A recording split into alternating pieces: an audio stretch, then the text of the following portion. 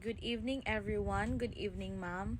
Let us now proceed to the second kind of obligations, the obligations with a period.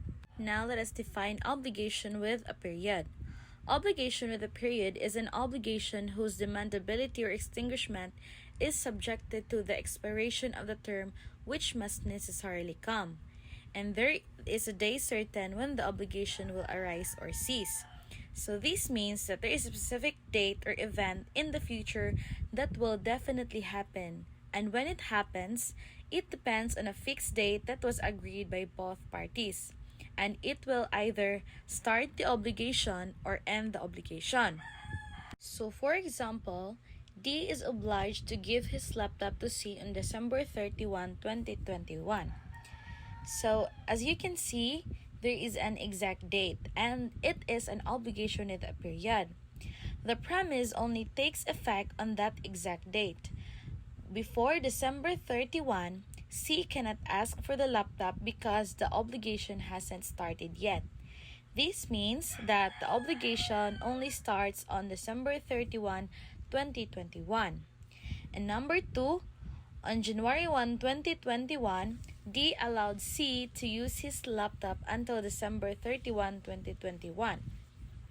So the obligation already started on January 1, 2021 when C was allowed to use the laptop.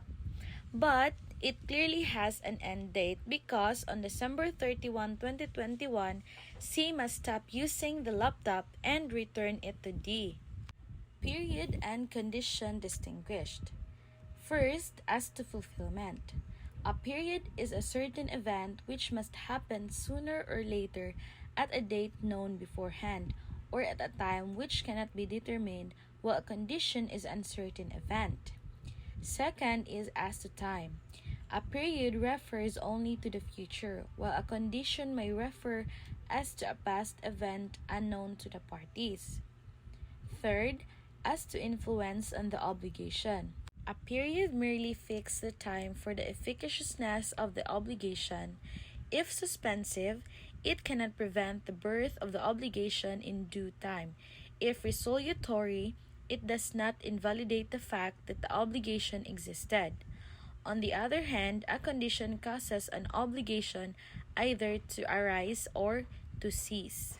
As to effect, when left to the debtor's will, a period which depends upon the will of the debtor empowers to the court to fix the duration thereof in paragraph 2, article 1197, while a condition which depends on the soul of the will of the debtor invalidates the obligation in article 1182. And as to retroactivity of effects, unless there is an agreement to the contrary, the arrival of a period does not have any retroactive effect, while the happening of a condition has retroactive effect. So now, let us know the concept of a day certain. A day certain is that which must necessarily come, although it might not be known when. This means that a day or event that will surely come even if we don't know when. So for example, death of a person. We don't know the exact date when someone will die, but we are sure that it will happen someday. So if the obligation of D is to give C 5,000 when B dies, this is an obligation with a period. It is because the obligation depends on an event that is sure to come, which is B's death, even if the exact time is unknown. So in short, the payment will only be due once the certain event, which is B's death, happens. Kinds of period according to source. First is legal. This means that it is a period that is set by law. The debtor and the creditor do not need to set the time because the law already requires it. So for example, in the Philippines, employees must be paid their salary every 15 days or once a month as required by law. So this is required by law, so even if the employer and employee don't talk about it, payment must follow the legal rule. Next is voluntarily. It is a period that is agreed by parties. So this is when the creditor and the debtor agree on the time of payment or performance. So for example, Anna borrows 10,000 from Ben and they both agree that Anna will pay it back after 6 months. The due date is based on their voluntarily agreement. Next is judicial. It is a period that is set by the court. This is when the judge decides the time for payment or performance because the parties did not fix one, or it is necessarily to protect fairness. So for example, Carla owes David 50,000 but no due date was set. So David files a case and the court orders Carla to pay within 90 days from the decision. The example shows that when the parties themselves do not set the time for payment, the court can step in and determine the period. Kinds of period according to effect. First is ex die or the suspensive period. The obligation or right will only start after a certain date. So for example, Maria promises to deliver her car to Juan on January 1, 2026.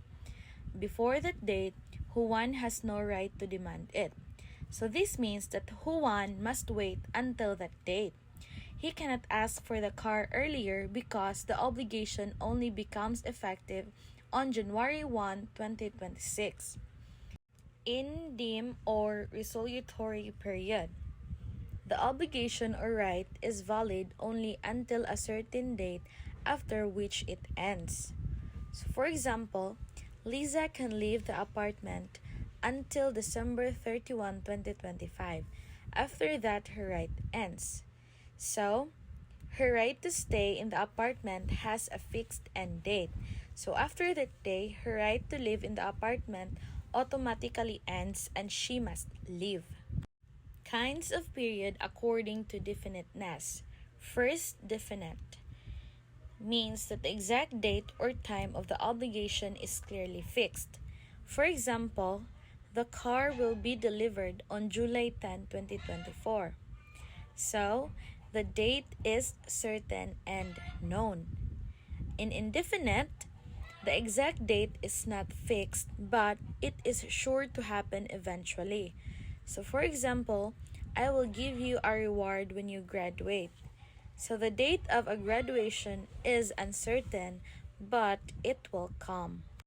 On Article 1994, if the thing gets lost, damaged, or improved before the due date, we should follow rules on Article 1189, which says that the law itself already decides who bears the loss or gets the benefit. It doesn't need the parties to decide because the rules are automatic once the situation fits the article. For example, you promise to give your friend your bike on December 1, but before that date, the bike was destroyed in a flood. On Article 1189, the rules will decide who suffers the loss. And in this example, the obligation is to give the bike on December 1, which is a future date. Before that date, the bike was destroyed by a flood, so no one's fault.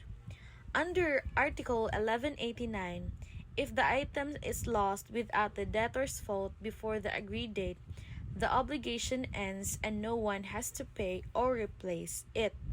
On Article 1995, anything paid or delivered before the arrival of the period, the obligor being unaware of the period or believing that the obligation has become due or undemandable may be recovered with the fruits and interest. So if you pay early on purpose, you cannot ask for it back. But if you pay early by mistake because you thought that the due date already came or you didn't know about the real period, you can recover it. For example, Juan paid Maria on October 1 thinking the due date had arrived, but the real date was December 1. Later, he realizes that the real due date is December 1. Since Juan paid by mistake, thinking it was already due, he can ask Maria to return the money plus any interest or benefits that Maria may have earned from that money. On Article 1996 says that if a contract or obligation has a specific time period or a due date, the law assumes that this time limit benefits both the creditor and the debtor. But sometimes, the period clearly favors only one side. So, in this case, Anna borrowed 10,000 from Ben, payable on December 31, 2025. Its effect, Ben, who is a creditor, cannot demand payment before December 31, and Anna, who is a debtor, cannot pay later than December 31.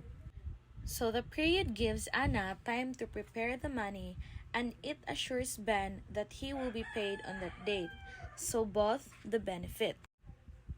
If the period is for the benefit of the creditor only, creditor can demand performance at any time, and debtor cannot insist on prepayment. For example, Maria lends Juan money and says, "Pay me in December if I want."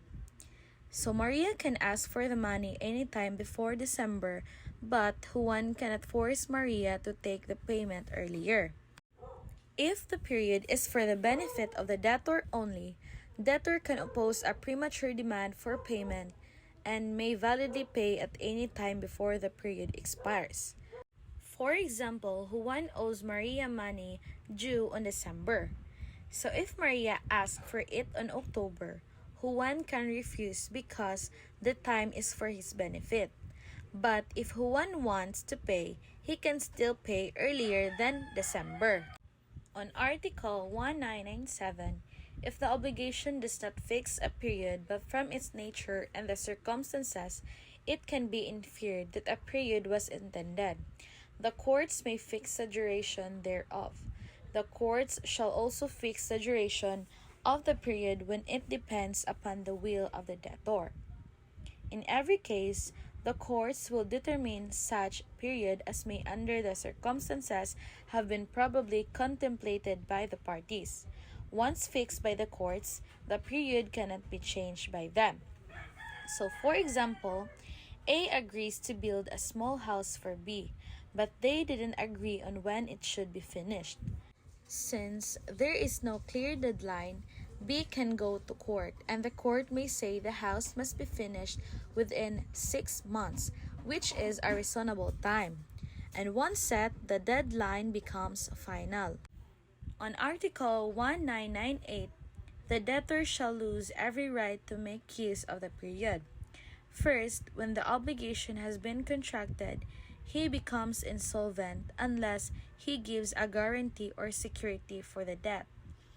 When he does not furnish to the creditor the guarantees or securities which he has promised, and when by his own act he has impaired said guarantees or securities after their establishment, and when through a fortuitous event they disappear, unless he immediately gives new ones equally satisfactory.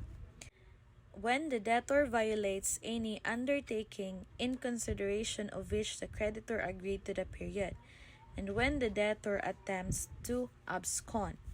So, this article means that if the debtor cannot be trusted anymore, like he has no money, breaks promises, or tries to run away, he loses the right to wait for the deadline, and the creditor can ask for payment immediately without waiting for the agreed time. So that's all. Thank you for listening.